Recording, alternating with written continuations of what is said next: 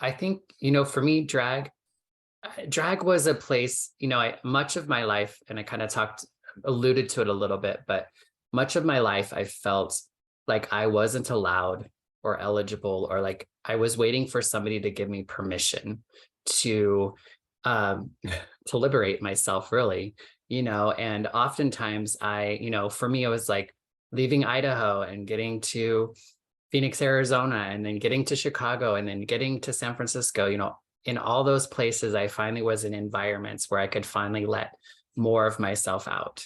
And I could let more of myself be seen by others and better understood by myself. And so when I landed in drag in my 20s, I had a really hard time with it. I enjoyed it. I even enjoyed like people finding me attractive, but I was also weirded out about it because I was just realizing that I was like, I'm just a dude who wants to have sex with dudes, not a dude who wants to be a girl, which was just my own internalized crap, right?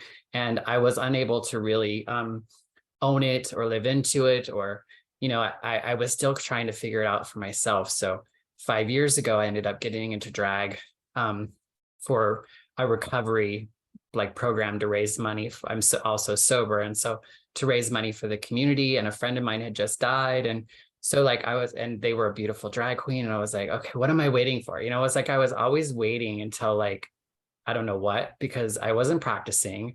I wasn't trying on any clothes, it's like, I wasn't doing anything to prepare for doing it. And so I just finally did it one weekend, and I had a really hard time with it.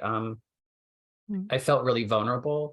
I couldn't not do it either. I was so excited about it. And I had this, it's just I really wanted to make sure it was authentic to me and not what everyone else was doing. And I was just really struggling with it in ways that I didn't see other people. They were talking about putting on this character or being somebody else. And for me, it was really more about an exposing of myself. I remember starting to use she pronouns a decade ago, even when I was, I guess, not identifying as a trans person, and really having that battle of can I use she or not she, because I'm not male to female, or, I'm not trans enough to use a she, and, all this sort of stuff. And yet when somebody called me she, oh, I felt so seen, you know what I mean?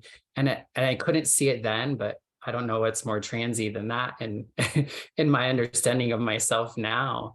But I used to always say that's because they see my spirit. It was a term of endearment at that time of my life for somebody referred to me as she. And I was like, why not have everybody?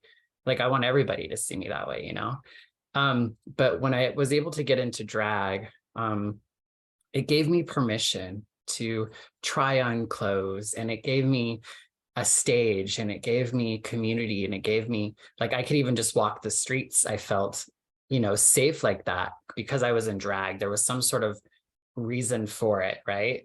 And through that process, at the end of the night, I never wanted to get out of my clothes. I never wanted to get out of my makeup, and it was more than just an aesthetic. I can't explain it. I just had never felt more in my body than when I could make my outsides, I don't know, when I can adorn my outsides in a way that allows me to be more inside my body.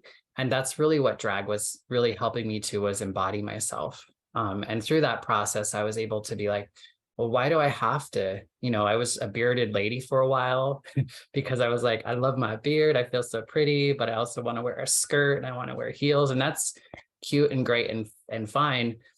But at some point I was able to begin to kind of I don't know, change it even a little bit more. So I think the thing I loved about drag was, and what I've seen it do for so many people, I've seen it liberate them.